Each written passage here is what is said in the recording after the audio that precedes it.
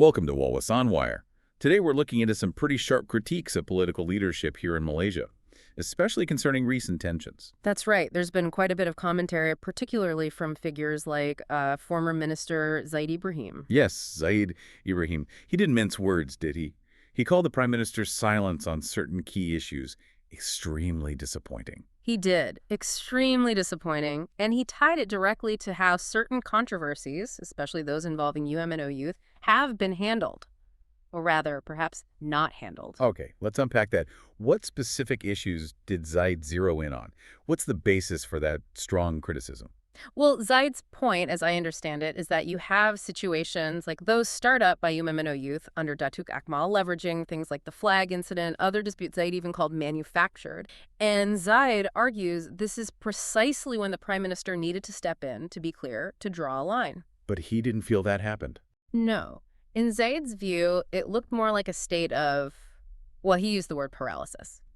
He even suggested it seemed like the leadership had perhaps forgotten the role the Chinese vote played in bringing the current government into power. Paralysis. That's a significant charge. Does he see this as just a one-off thing? Not according to his statements. He seems to view it as part of a larger pattern. This reluctance, as he sees it, for the Prime Minister to get involved in these big nationwide controversies, maybe commenting on safer topics or sometimes just silence. So a pattern of selective engagement, maybe. That's quite an observation. It is, and Zaid connects this perceived silence directly to, a sense of frustration among observers who expect leadership during these tense moments. Yeah, I can see how that would be the case. When people are looking for reassurance, for someone to uphold social harmony, that kind of silence, Yeah. it can feel like a void. Exactly. And the longer these things simmer, these emotional issues, the harder they are to contain, right? Yeah. The damage to social cohesion can be quite deep. Yeah. It really raises questions about the commitment to national unity, doesn't it? It does, and it impacts the image of the whole Malaysia Madani idea, the PM's own vision. There's an interesting contrast, Zaid and others point out. What's that? Well, you see the Prime Minister acting decisively on the international stage, mediating border issues, like between Thailand and Cambodia, getting praise for it. Okay. But then back home, with domestic issues like the inverted flag thing, or remember the KK Mart socks incident earlier? Yes, of course. The public statements seem much fewer, much less direct. Zaid argues this allows things that maybe start small, an oversight perhaps, to just escalate into these really divisive ethnic clashes. So it leads to that question. Is the leadership showing the same kind of decisive courage domestically as it does internationally? That's precisely the question Zaid seems to be posing. Is there that mettle, that willingness to act strongly when core national principles are challenged at home? It's a puzzling contrast. Why do some observers, like Zaid, think this dynamic exists? Is it seen as a strategic choice? That's certainly one interpretation being floated. Over the last few years, we've seen these sensitive issues repeatedly flared up by politicians. The KK Mart socks controversy was a big one. Huge. And then the flag issue. The criticism Zaid voices, which others echo, is that the government sometimes seems to just stand back, let the public debate rage, let things get really heated, and only step in when it becomes absolutely critical. Sort of slow reaction approach. That's the critique, yes. And it naturally makes you wonder, right? Are there political calculations behind this? Is it perhaps a kind of strategic silence?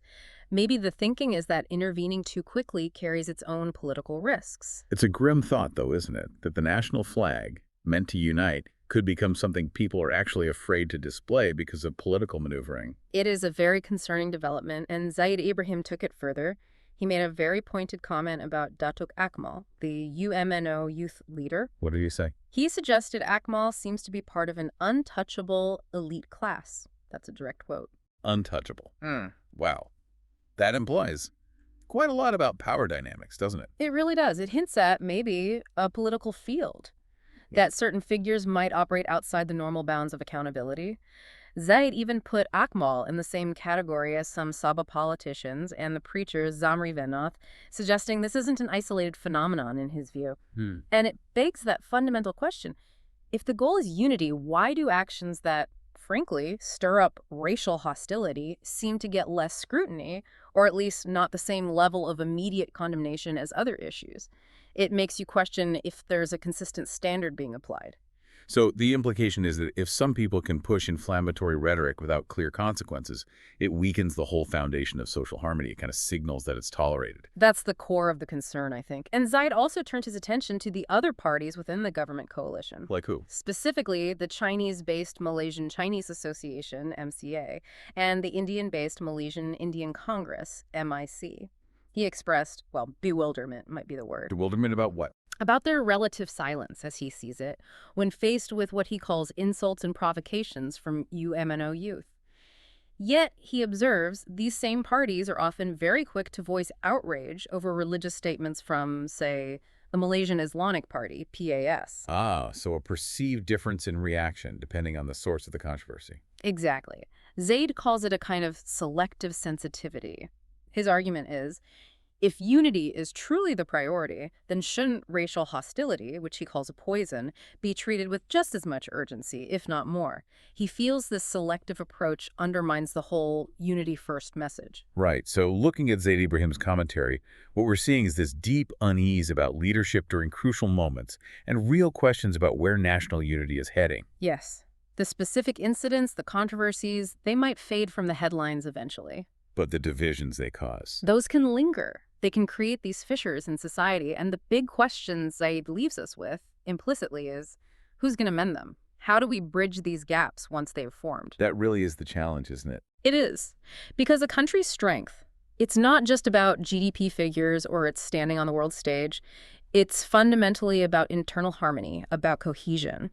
And when powerful political figures choose silence or selective silence when faced with inflammatory speech, it's not just a missed chance to calm things down.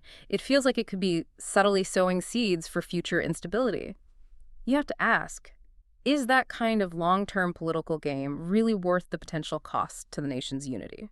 A very potent question to end on. Our analysis today on Malaysia's political landscape, drawing heavily on these recent critiques, hopefully gives you some fresh perspective. If you have your own thoughts on these critical issues, we do encourage you to share them with us. Remember to like and subscribe for more videos like this.